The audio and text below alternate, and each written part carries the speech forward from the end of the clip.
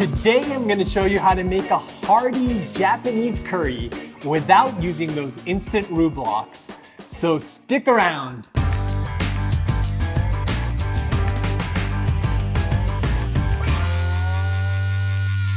Welcome back to No Recipes. I'm Mark Matsumoto and I'm here to show you how to elevate your everyday meals.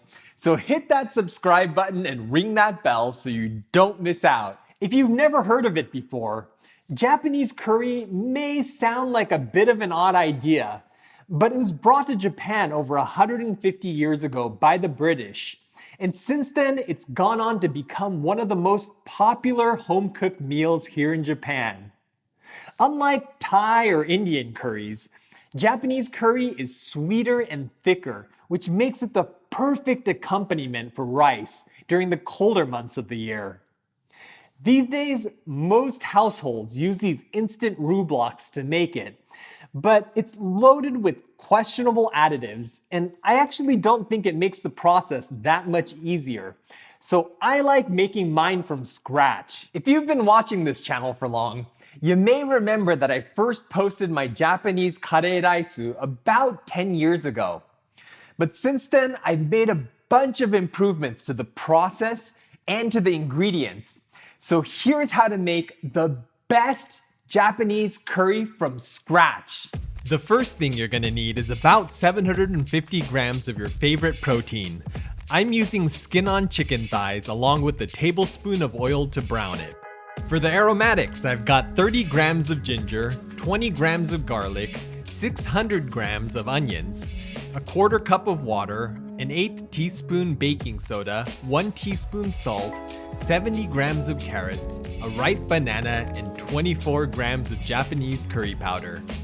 For the curry, we need 4 cups of stock. I'm using vegetable stock. I'm also going to use 300 grams of carrots, 400 grams of potatoes, 2 tablespoons soy sauce, 1 tablespoon chuno sauce, a bay leaf, star anise, and 1 tablespoon of tomato paste.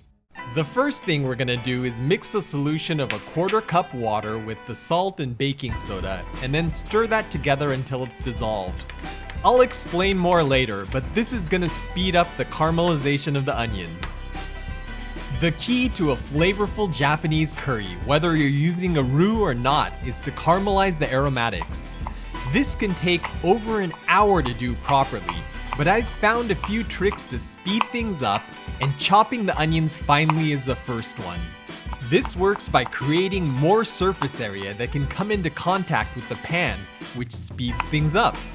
I have a whole video on how to chop onions, so check the description for a link if you need help with that. Next, I'm gonna grate the ginger.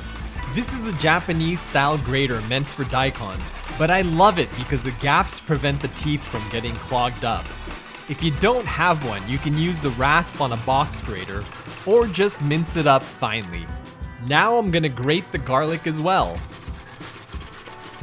Then you want to empty the hopper and grate about 70 grams of carrots. Grated carrots are a flavorful way of adding sweetness to any sauce, and curry is no exception. For the chicken, I'm going to trim off any excess skin or fat and then cut it into large bite-sized pieces. I know someone is going to ask, so I'll address it now. I don't recommend using chicken breast or any lean cut of meat for curry. Fat and connective tissue are what keep the meat moist and make it fall apart tender during the long cooking time. And without it, the meat'll shrivel up into a mealy, dry chunk of protein. That's why you should save those chicken breasts and pork loins for dishes that require shorter cooking times. Okay, let's get the chicken into the pot so it can start browning.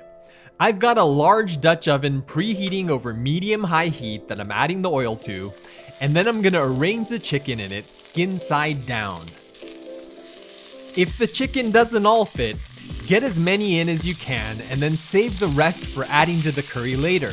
Now I'm gonna let the chicken brown undisturbed for about 3 minutes. Okay, the skin side is looking nice and brown, so I'm gonna go ahead and flip it over and brown the other side. Don't worry if it's not looking perfect. The important thing is that you're forming lots of little brown bits on the bottom of the pan, because this is where the flavor of our curry is born. I like using Dutch ovens for stews and curries because they're made from a dense material that conducts heat more evenly, so you don't end up with hot spots where your curry might burn. Okay, this should be good. Let's go ahead and get the chicken out of the pot, leaving as much of the oil behind as possible.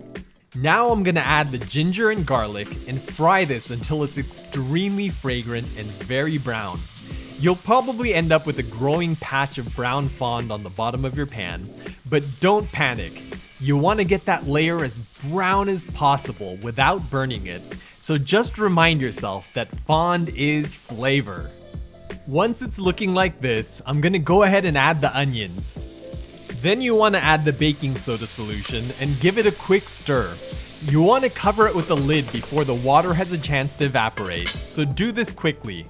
Now just turn down the heat to low and set the timer for 10 minutes.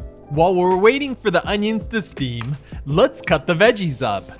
In Japan, we use a cut called nangiri for cutting root vegetables for curry. Despite being asymmetric, the pieces are roughly the same size and thickness, which ensures they cook through evenly. You'll want to start by making a diagonal cut, and then roll the carrot a quarter turn, and then make a cut at the same angle again. Then you just continue to roll and cut, until you end up with a pile of chunky carrots like this. Same deal for the potatoes. Only I'm gonna cut them slightly bigger because they take less time to cook than the carrots. If your potatoes are really big, you may want to halve or quarter them lengthwise first. Once you get used to cutting things nangiri, it becomes a no-brainer, and I love how perfectly imperfect the pieces are. Okay, let's check the onions. While we were chopping, a few important things have happened here, so let me explain. First, the water has released all that brown fond from the pot, effectively resetting the clock so we can caramelize the onions without burning anything. The next thing is that water conducts heat better than air, so by steaming the onions, we were able to cook them in about half the time it would have taken to get them this soft by sauteing. Since browning reactions require temperatures above the boiling point of water, the faster we're able to cook the onions, the faster we can start browning them. The last thing is something that you can't see. Remember how we added that baking soda solution along with the onions? Well, baking soda does two things to the onions. The first is that it breaks down their cellular structure, allowing them to cook faster. The second is that it's raised the pH of the mixture, which significantly speeds up browning reactions. Now all we have to do is turn up the heat and boil off that excess water. Once most of the water is gone, I'm gonna go ahead and add the grated carrots, and then we're gonna fry this mixture until it's a beautiful cinnamon brown. Although I'm referring to them collectively as browning, there are actually two different reactions taking place here. The first is the Maillard reaction, where sugars and proteins react to produce a bunch of new flavor compounds, including umami-producing amino acids. The second reaction is caramelization, in which large sugar molecules get broken down into smaller ones, which is why caramelized onions taste so sweet. This is the most important part of making a good Japanese curry, so take your time to get this mixture as brown as possible without burning it. I've obviously sped this footage up, but it took me about 15 minutes from the time I opened the lid until they started looking like this. Just look at how glossy and beautiful these onions are. I know you can't smell them, but if you could, I guarantee you'd be drooling right now. Next, I'm gonna add the curry powder and give it a few quick stirs to toast it and bring out the aromas. Be careful not to overdo this though, because curry powder tends to burn easily and it'll make it taste bitter. Okay, this is looking perfect, so let's get the vegetable stock in there. Now I'm gonna use a hand blender to puree this mixture. This makes for a smooth curry, and the thickness comes from the caramelized vegetables instead of a fat and flour roux. Oops, I almost forgot to add the banana. Most Japanese curries use things like honey and sugar to add the sweetness, but I like using a ripe banana. Along with the caramelized aromatics, the banana adds a wonderful mellow sweetness without adding any acidity like apples or fruit juice would. It's also another ingredient that increases the viscosity of our curry without adding any thickeners. Finally, I'm gonna add the soy sauce, tomato paste, and chuno sauce, along with the bay leaf and star anise. Okay, let's go ahead and return the chicken to the pot. I'm also gonna add in those rangiri cut carrots and potatoes. Now we just need to let this simmer uncovered over low heat for about an hour or until everything is nice and tender. Because the sauce is quite thick already, it has a tendency to burn to the pot, so be sure to give it a stir every 10 minutes or so. Also, do you remember that secret ingredient I was telling you about earlier? It's Dutch processed cocoa powder. It may sound like a strange ingredient, but this is what's called kakushiaji in Japanese, which means hidden flavor. It's an ingredient that's added in a small enough quantity to not be obvious, but it enhances the dish. In this case, the cocoa powder adds an earthy depth to the curry that balances out the sweetness of the fruits and vegetables, as well as the pungent kick of the spices. After about an hour, your curry should end up looking something like this. Give it a taste and adjust the seasonings with salt and cayenne pepper if you want it a bit spicier. Also, if you want a more saucy curry, you can add a bit of water to thin it out. But personally, I like my Japanese curry nice and thick. Just look at how luscious that curry is, and we did it without the help of a boxed mix. My old Japanese curry recipe was almost as good as the boxed roux blocks, but after 10 years of tweaking, I can finally say that this is better than the boxed roux in almost every way.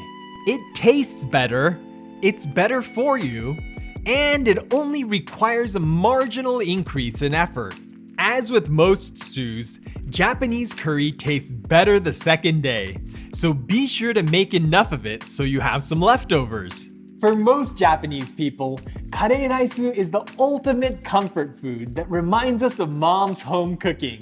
So I hope you'll give it a try. If you enjoyed watching this video, I'd really appreciate your support by giving this a thumbs up and leaving a comment down below. If you have friends that love Japanese curry, send them a link to this video so they could give it a shot. As much as I love making these videos for you guys, I've got bills to pay, so I'd really appreciate if you'd consider becoming a patron on Patreon to support the making of these videos. Well, I hope you have a safe, warm winter, and I'll catch you in the next one. Check us out on Instagram at NoRecipes.